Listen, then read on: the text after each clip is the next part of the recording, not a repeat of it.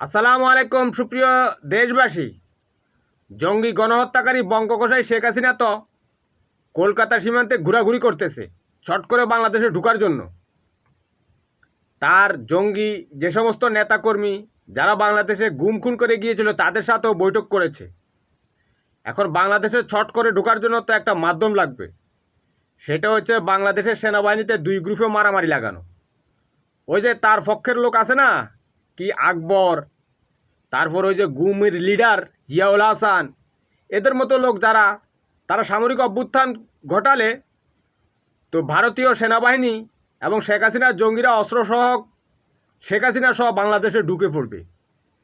সে চাচ্ছে ওই যে শহীদ প্রেসিডেন্ট জিয়াউর রহমান 1976 সালে ক্ষমতা আসার পর 1982 সাল পর্যন্ত প্রতি সপ্তাহে সপ্তাহে সামরিক কু হতো না, সে এরকম একটা কুয়ের অপেক্ষায় আছে।